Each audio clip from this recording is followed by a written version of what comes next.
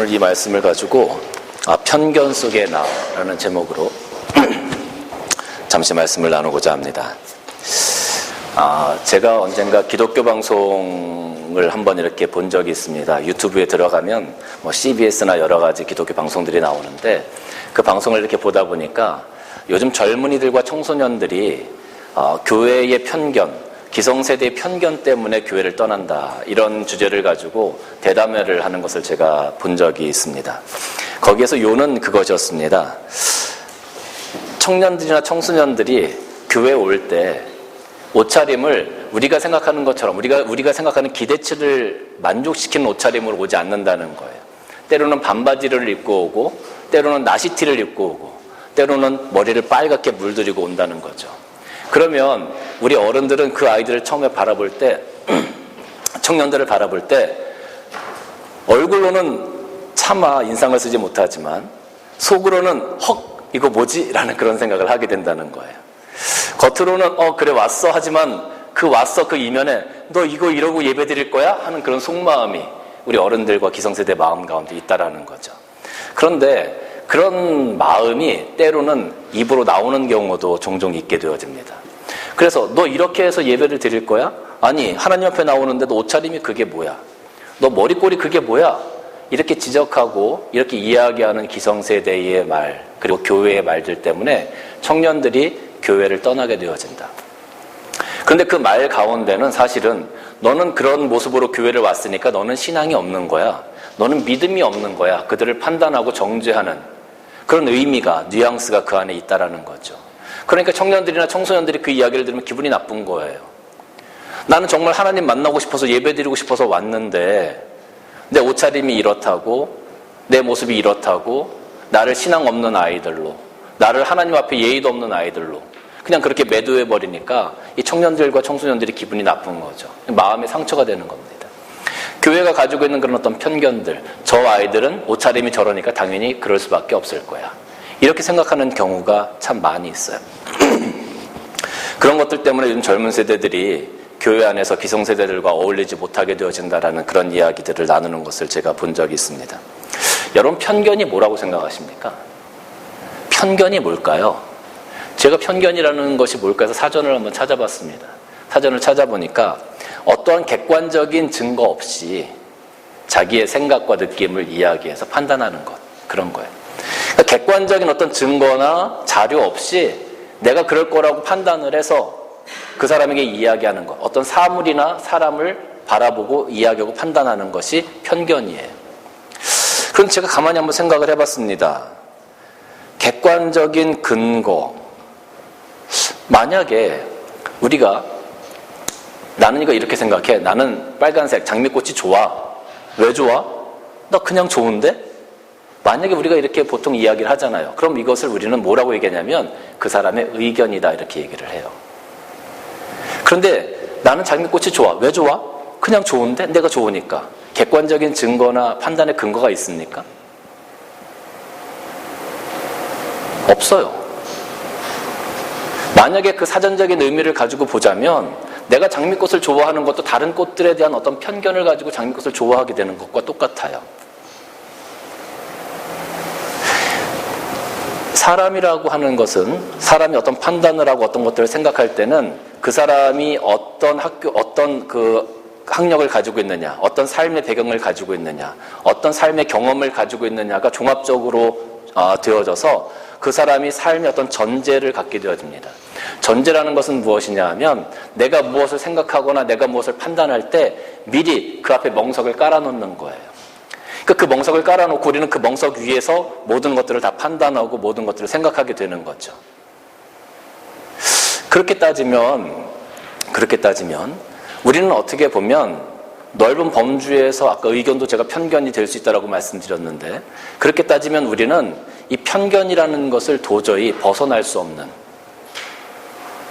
어떻게 보면 편견 속에서 살아갈 수밖에 없는, 내가 편견을 갖든지 아니면 다른 사람들이 편견을 갖든지 그런 삶 가운데서, 그런 사회, 그런 구조 가운데서 살아갈 수밖에 없는 그런 존재다라는 결론에 도달하게 된다는 거죠. 여러분, 우리가 흔히 쉽게 갖는 편견 중에 하나가 뭐냐 하면 지방대 출신은 서울대 출신보다 못하다. 여러분, 맞아요, 틀려요? 지방대를 나오신 분들 정말 죄송합니다. 그런데 일반적으로 그렇게 생각을 해요. 그런데 그것이 사실은 편견이죠.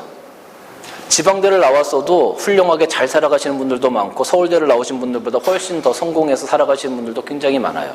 근데 일반적으로 사람들은 서울대를 나온 사람이 지방대를 나온 사람보다 더 낫다라는 편견을 가지고 있어요. 여러분, 우리가 이 호주 땅에서 이민사회에서 생활을 하는데 만약에 여러분들이 차를 구입한다고 한번 생각을 해보십시다. 나 차를 한 대 사야 돼. 그럼 사람들이 어느 나라 차를 사라고 추천을 할까요? 무조건 일본 차 사야 돼. 나 한국 차 좋은데 한국 차 살려고 그래. 야, 한국 차 안 돼, 안 돼. 일본 차가 최고야. 근데 정말 일본 차가 최고인가요? 길을 가다가 한국 차가 퍼져가지고 서 있어요. 그럼 봐봐, 한국 차니까 저런 거야. 근데 여러분 지나다니다가 일본 차가 퍼져가지고 차가 길가에 서 있는 거 못 보셨나요? 저는 여러 번 봤어요. 근데 일본 차가 그렇게 서 있으면 아무도 봐봐, 저 일본 차라서 그래 라고 얘기하지 않아요. 왜 그럴까요? 우린 그런 편견을 가지고 살아가기 때문에 그래요. 참 희한하죠? 저는 지금 한국 차를 구입해서 한 7년, 8년을 타고 있는데 고장도 안 나고 아직도 쌩쌩해요. 얼마나 차가 잘 나가는지 몰라요. 참 좋은데도 제가 한국 차를 처음에 산다고 했을 때 많은 분들이 왜 그거 사냐고, 일본 차를 사지 왜 그걸 사냐고 저한테 많이 이야기를 하셨었어요. 우리는 그런 편견을 가지고 살아가죠. 우리가 특히 또 가지고 있는 편견 중에 하나가 뭐냐 하면 자녀에 대한 편견이에요. 자녀에 대한 편견. 자녀들이 어려서부터 이렇게 성장을 해 나갑니다. 그리고 고등학교를 졸업하고 대학교를 들어가요. 대학교를 들어가도 이 녀석들이 아침에 보면 아무 일이 없는 날이면 10시, 12시에 일어나는 녀석들이 얼마나 많은지 몰라요. 그리고 그 녀석들이 바로바로 일어납니까? 아니죠. 침대 속에 들어가서 핸드폰을 가지고 하루 종일 밥 먹으라고 소리를 질러도 나오지를 않아요. 그런 아이들이 얼마나 많은지 몰라요. 그런 아이들을 바라보면서 부모들은 늘 걱정이 되는 거죠. 저거 어떻게 하지? 저거 정말 사회에 나가서 정말 인간답게 살아갈 수 있을까? 걱정을 해요. 근데 사실은요, 그 아이들이 사회에 나가서 직장을 잡고 생활할 때 보면 그 아이들이 팀장이고 그 아이들이 사회의 리더가 되어지고 그 아이들이 모든 친구들에게, 그 동료 또래들에게 존경을 받으면서 자기가 맡은 일을 얼마나 잘해 나가는지 몰라요. 제가 아는 어느 가정이 있는데 그 가정에 딸이 한 명 있었습니다. 근데 그 딸이 지금 대학교 2학년이에요. 얼마 전에 아르바이트 자리를 찾았습니다. 카페에서 일을 하게 되었는데 부모가 자꾸 걱정하는 거예요. 왜냐하면 조금 전에 제가 말씀드린 것처럼 아침이면 잘 일어나지도 않고 일어나면 핸드폰 못 들고 앉아있고 밥 먹으라면 밥도 잘 안 먹고 방 치우라 그러면 방도 잘 안 치워요. 그런데 아르바이트 자리를 찾은 거예요. 그러니까 부모가 얼마나 마음에 걱정이 돼. 저거 잘할 수 있을까? 부모가 한번 가보고 싶은 거죠. 정말 잘하고 있는지 그 아르바이트 자리에 한번 가보고 싶은 거예요. 딸은 자꾸 오지 말라고 엄마 아빠를 설득하지만 정말 한번 가보고 싶어서 몰래 어느 날 한번 가봤어요. 갔더니 그 딸이 주방에서 일을 하고 있는데 그분들의 표현에 의하면 양손과 입에 신공을 보고 왔다 이렇게 얘기를 해요. 이게 무슨 말이냐 했더니 한 손으로는 커피를 막 내리고 한 손으로는 그 옆에 뭐 이렇게 치워야 될 그릇들을 치워가면서 입으로는 자기 밑에 있는 애한테 지시를 막 하고 있다는 거예요. 양손과 입에 신공을 보고 왔다 이렇게 얘기를 하면서 내가 괜한 걱정을 했다. 내가 우리 아이에 대한 괜한 편견을 가지고 있었던 것 같다. 쟤는 못할 거야 라는 생각을 가지고 있었던 것 같다라고 이야기하는 것을 제가 들은 적이 있어요. 여러분, 우리는 이런 편견을 가지고 사실은 세상을 살아가요. 우리가 아이들이 있어요. 아이 둘이 싸웠어요. 그래서 경찰서에 잡혀갔어요. 그럼 부모가 오죠. 그럼 부모가 와서 제일 처음에 하는 얘기가 뭘까요? 아유, 우리 애는 정말 착해요. 친구를 잘못 만나서 그래요. 친구를 잘못 만나서 그래요. 그러면 그 잘못 만난 친구의 부모가 오죠. 뭐라고 얘기할까요? 아유, 우리 애는 정말 착해요. 친구를 잘못 만나서 그래요. 그 아이에 대한 그런 편견들이 우리 가운데 참 많이 있어요. 아이를 인정해주지 않는 편견을 가지고 있을 때는 그것 때문에 아이들이 상처를 받을 수도 있어요. 난 잘할 수 있는데 왜 엄마 아빠는 나를 인정해주지 않을까? 난 잘할 수 있는데 왜 친구들은 나를 인정해주지 않을까? 그런 것들 때문에, 편견 때문에 상처를 받게 되어지는 경우도 굉장히 많이 생긴다라는 것이죠. 오늘 말씀을 보면 다윗이 사울이 블레셋과 전쟁을 할 때 다윗이 그 사울이 전쟁하는 곳으로 찾아갔습니다. 사실 다윗이 찾아가는 것은 아버지가 다윗에게 형들이 잘 있냐, 한번 너희가 가서 안부를 전하고 그 천부장에게 네가 치즈도 좀 갖다 주고 그 안부를 좀 네가 알아서 와라, 이렇게 아버지가 다윗을 형의 전쟁터로 보낸 거예요. 그런데 그 전쟁터에 갔더니 큰형 엘리압이 다윗을 딱 보더니 하는 말이 뭐냐면, 야, 너 양들은 다 어떻게 왔어? 그리고 너 여기 왜 왔어? 여기 온 게 네가 전쟁하는 거 구경하러 온 거지? 어떻게 싸우나 구경하러 온 거지? 이 엘리압은 다윗을 향해서 당장 그렇게 얘기한 거예요.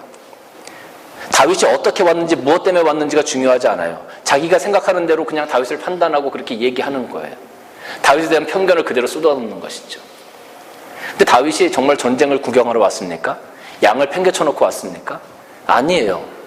아버지의 심부름으로 아버지가 보내서 형들이 정말 잘 있는지 안부를 물어보려고 온 거예요. 그런데 형들은 다윗을 바라보면서 그렇게 판단을 하고 편견을 가지고 뭐라고 야단을 치고 있어요.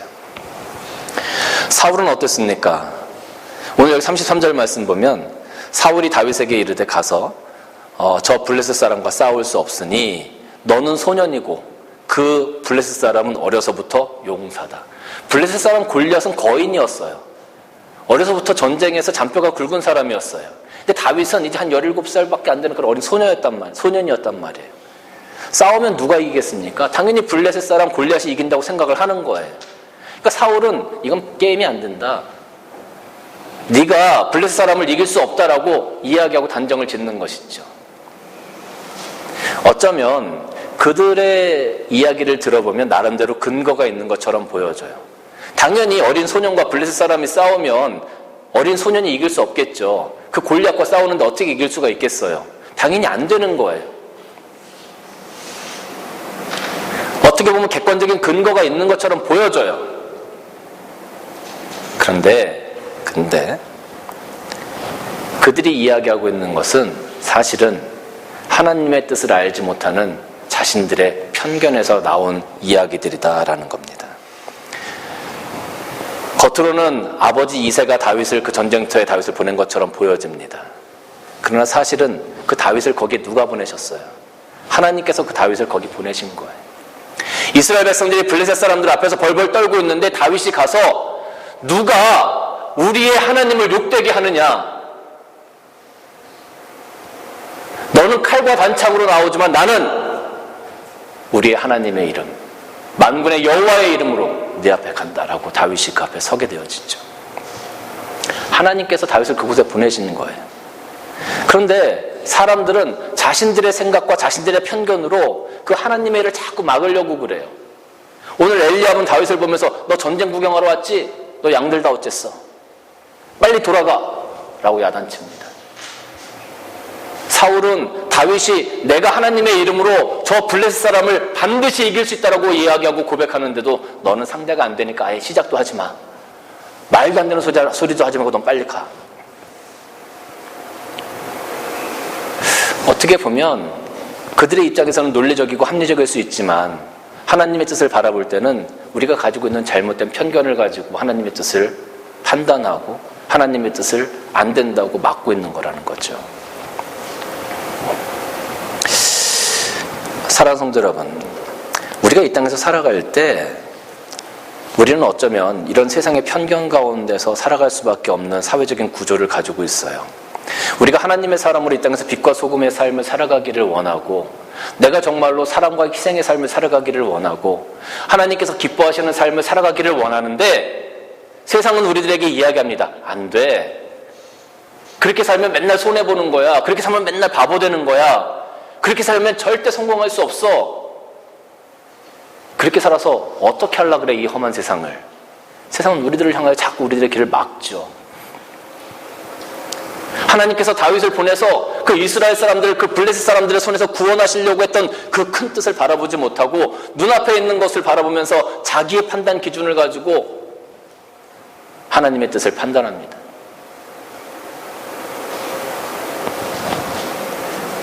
오늘날 우리가 살아가고 있는 이 땅도 그래요. 여러분들이 살고 있는 삶의 자리도 그래요. 여러분이 그리스도의 향기를 품고 빛과 소금 된 삶을 살아가기를 원할 때 그것을 응원해주는 사람이 얼마나 있습니까? 자꾸 안 된다고 이야기하죠. 그건 불가능해. 그런 편견을 가지고 사람들이 얘기해요. 세상은 우리에게 그런 편견을 가지고 강요합니다. 포기하라고.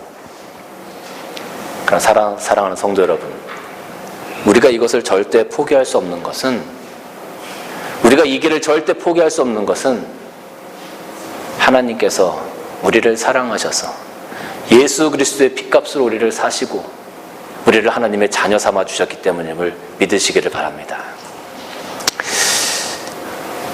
사람들은 우리의 삶과 우리의 외모를 가지고 우리를 판단합니다. 우리가 무엇을 하든지, 우리가 어떤 마음을 가지고 하나님 앞에 서 있는지, 우리가 어떤 생각을 가지고 이 땅을 살아가고 있는지에는 관심이 없어요. 단지 그 상황을 바라보면서 모든 것들을 판단해요. 여러분 한번 생각해 보세요. 예수님 앞에 가늠한 여인이 끌려 나왔습니다.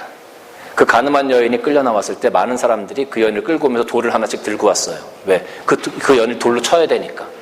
그리고 그 여인을 데리고 와서 예수님 앞에 놓고, 예수님, 이 여인이 가늠했습니다. 우리가 이 여인을 지금 돌로 쳐 죽이려고 합니다. 어떻게 할까요? 예수님의 판단은 무엇입니까? 성경을 보면 그 분위기가, 많은 사람들이 그렇게 그 여인을 향하여 돌을 던지려고 할 때 아마 그 여인은 땅에 주저앉아서 무엇을 생각했는지 모르지만 아무 말 없이 그냥 땅에 주저앉아서 있었던 것 같아요. 예수님께서 땅에 뭐라고 글을 쓰신 후에 너희 중에 죄 없는 자가 먼저 치라고 말씀하셨어요. 분명히 그 상황은 그 여인이 돌에 맞아 죽어야 되는 상황이었습니다. 분명히 죄를 지었기 때문에, 율법적으로도 그렇고. 그런데 여러분, 예수님께서는 그 여인의 마음을, 그 여인의 중심을 읽으셨던 것 같아요. 그 여인이 그 땅에 엎드려서 아, 내가 정말 죄를 지었구나, 내가 정말 잘못했구나, 난 이제 죽었구나라는 그런 낙심과 절망 가운데서 내가 살 수만 있다면, 내가 정말 이걸 돌이킬 수만 있다면, 내가 하나님 앞에서 이 죄를 회개할 수만 있다면, 아마 그 여인이 그 땅에 엎드려져서 그런 생각을 하지 않았겠습니까? 그 마음을 예수님께서 읽으신 거예요. 그 마음을 예수님께서 보신 거예요. 그래서 죄 없는 자가 먼저 치라 말씀하실 때 모든 사람들이 다 도망갔죠. 그리고 예수님께서 말씀하셨습니다. 나도 너를 정죄하지 않을 거다. 일어서서 다시는 죄를 짓지 말아라. 모든 것을 용서해 주신 거죠. 왜 이런 일이 일어납니까? 하나님은 우리를 외모로 보시는 것이 아니라 우리의 중심을 보시는 분이기 때문에 그래요. 세상은 우리들의 모습을 바라보면서, 우리들의 환경을 바라보면서, 내가 가진 것들을 바라보면서, 내 배경을 바라보면서 세상의 생각으로 편견을 가지고 우리를 정죄하고 우리를 판단합니다. 그런데 하나님은 그런 분이 아니라는 거예요. 하나님은 우리가 무엇을 가지고 있는지 중요하게 여기지 않으세요. 내가 지금 무엇을 하는지가 중요하지가 않아요. 내 상황이 절망 가운데 있든지 내가 지금 웃고 있든지 그것이 중요한 게 아니에요. 그 상황 가운데 너희들의 마음의 중심이 어디를 향해 있느냐, 네가 지금 무슨 생각을 하고 있느냐, 네가 어떤 의도를 가지고 이런 것들을 하고 있느냐. 하나님은 우리의 마음의 중심을 보신다는 거죠. 여러분, 삭개오가 예수님께서 지나가신다는 소리를 듣고 뽕나무에 올라갔어요. 그런데 제가 가만히 한번 생각을 해봤습니다. 삭개오가 뽕나무에 바로 올라갔을까요? 야, 예수님 오신다니까 사람들이 길가에 쭉 서 있었습니다. 삭개오가 뽕나무에 바로 올라갔을까? 뭐 키가 작으니까 바로 올라갔을 수도 있을 것 같아요. 그런데 처음에 그 사람들을 뚫고 앞으로 나가서 예수님을 좀 보려고, 가까이서 보려고 애를 쓰지 않았을까 하는 생각을 한번 해봤어요. 그런데 그 난장이 삭개오가 그 앞에 막 사람들이 헤치고 나가려고 할 때 사람들이 길을 비켜줬을까요? 안 비켜줬을 거란 말이에요. 왜 안 비켜줬을까요? 삭개오는 죄인이었어요. 삭개오는 세리였어요. 내가 가지고 있는 것을 훔쳐가는 그런 도둑놈과 같은 사람이에요. 그런 삭개오가 와서 나를 밀치고 앞으로 들어가려고 해. 그러면 사람들이 어떻게 했을까? 모르긴 해도 더 딱 붙어서 가지고 전혀 자리를 양보해주지 않았을 거예요. 어떤 사람들은 뒷발길을 하면서 야 저리가 이놈의 자식 하면서 삭개오를 밀쳐냈을 거예요. 내 것을 도둑질해 간 놈이니까. 삭개오는 애를 쓰고 정말 그 상황을 어떻게 해서든지 뚫고 나가려고 애를 써봤지만 그것이 되지 않았을 겁니다. 그래서 어쩔 수 없이 나무 위로 올라간 거예요. 나무 위로 올라가서 지나가시는 예수님을 바라보고 있는데 예수님께서 삭개오를 보셨죠? 그 삭개오를 내려라고 하셨어요. 그 내가 너희 집에 유하여야 되겠다라고 말씀하시고 삭개오 집에 들어가셨어요. 근데 사람들이 예수님을 막 비난합니다. 아니 예수님이 저 죄인의 집에 들어가? 예수님이 세리장의 집에 들어갔어. 이게 말이 돼? 예수님 내가 생각했던 것과 좀 다른 거 아니야? 내가 잘못 생각한 것 아니야? 사람들은 세상은 그렇게 얘기했어요. 근데 예수님은 그 삭개오가 뽕나무 위에 올라갔을 때 그 삭개오의 갈급함을 보셨던 것 같아요. 예수님을 바라보고 싶은 그 소망을, 그 열망을, 그가 도둑놈이고 죄인이고 세리장이었지만 그 마음 가운데 나도 예수님 만나고 싶다. 나도 예수님과 함께하고 싶다. 내가 저분과 함께할 수만 있다면 내 삶도 바뀔 수 있겠지. 내가 저분을 만나기만 한다면 나의 잘못된 것들도, 잘못된 삶들도 바로잡을 수 있겠지. 그런 소망을 가지고 삭개오가 그 뽕나무에 올라갔던 것을 예수님이 아셨던 거예요. 그래서 삭개오 손잡고 그 집에 들어가신 거예요. 예수님은 삭개오의 중심을 보셨어요. 삭개오의 외모도 보지 않으셨고요. 삭개오 환경도 보지 않으셨고요. 그의 죄조차도 보지 않으셨어요. 그 하나님 앞에 나오려고 하는, 주님을 바라보려고 하는 그 마음 하나, 그 소망 하나를 바라보고 그 삭개오를 용서해 주시고 구원자의 반열에 올리셨다는 거죠. 근데 세상은 어떻습니까? 세상은 그렇지 않아요. 오히려 그렇게 삭개오와 함께 가시는 예수님까지 비난하는 것이 세상의 편견이고 세상의 판단입니다. 우리가 살아가는 세상이 바로 그렇습니다. 우리는 정말로 하나님 앞에서 바로 세워져 가고 정말로 나는 이 땅에서 사랑하는 삶을 살고 희생하는 삶을 살아가고 믿음의 삶을 살아가고 싶은데 그렇게 살아가는 우리를 세상은 판단하고 그렇게 살아가면 안 된다고 이야기합니다. 하나님만 바라보고 살아가고 싶은데 그렇게 살아가면 내 삶이 어려워지고 실패할 거라고 판단하고 이야기합니다. 그런 편견 가운데서 우리가 살아가고 있는 거예요. 사람들은 삭개오와 그 가늠한 여인을 바라보면서 죽어야 할 죄인이라고 얘기했어요. 그런데 예수님께서는 오히려 그들에게 위로가 필요하다라고 말씀하셨어요. 그리고 그들의 친구가 되어주신 거죠. 우리의 상황이 세상에 이런 편견에 쌓여서 인정받지 못하고 내가 하고 싶은 것은 많은데 많은 사람들에게 무시당하고 사람들은 나를 향하여 돌을 던지려고 하고 이러한 상황 가운데 살아가고 있는 우리에게 우리의 외모를 보지 아니하시고 내 중심을 바라봐 주시는 그 하나님, 그 하나님이 오늘 나와 함께 계시다는 걸 여러분 기억하시기를 바랍니다. 시편 18편 2절과 3절 말씀 보면 여호와는 나의 반석이시오 나의 요새시오 나를 건지시는 이시오 나의 하나님이시오 내가 그 안에 피할 나의 바위시오 나의 방패시오 나의 구원의 뿌리시오 나의 산성이시로다. 내가 찬송받으실 여호와께 아뢰리니 내 원수들에게서 구원을 얻으리로다. 하나님께서는 여러분의 중심을 보시고 여러분을 지켜주시는 산성이 되어주시고 반석이 되어주실 것입니다. 세상이 여러분들을 편견으로 대하고 여러분의 삶이 틀렸다고 이야기한다 할지라도 예수님과 함께 걸어가는 그 길이 결코 틀리지 않음을, 그리고 그 길 가운데 하나님께서 여러분들을 지켜주심을 오늘 말씀 가운데 우리는 깨달을 수가 있습니다. 때로는 그 길이 힘들고 어려울 겁니다. 무거운 십자가를 짊어지고 가는 길이 될 겁니다. 세상의 편견 가운데, 따가운 눈총 가운데 그리스도인으로 살아가는 것이 너무나 힘들고 어려울 겁니다. 그러나 우리를 위로하시는 주님께서 내 곁에 계시다는 것, 삭개오의 손을 붙잡고 삭개오 집에 함께 들어가신 그 주님이 오늘 내 손을 붙잡고 그 길을 함께 가고 계시다는 것을, 가늠한 여인이 그 땅바닥에 엎드려 눈물을 흘리면서 회개할 때 그 여인의 손을 붙잡고 일으켜주시며 내가 너의 죄를 용서한다라고 말씀하셨던 그 주님이 나의 부족한 것들을 채우시고 나의 죄를 용서하셔서 오늘 나와 함께 걸어가고 계시다는 것을 여러분 기억하시기를 바랍니다. 수고하고 무거운 짐진 자들아 다 내게로 오라. 내가 너희를 쉬게 하리라. 세상의 편견 가운데서 어렵게 오늘을 살아가고 있는 우리 그리스도인들, 오늘 주님께서 우리에게 주시는 위로의 말씀입니다. 이 말씀을 붙들고 오늘도 힘내서 승리하시는 여러분들 되시길 주님의 이름으로 간절히 축원합니다.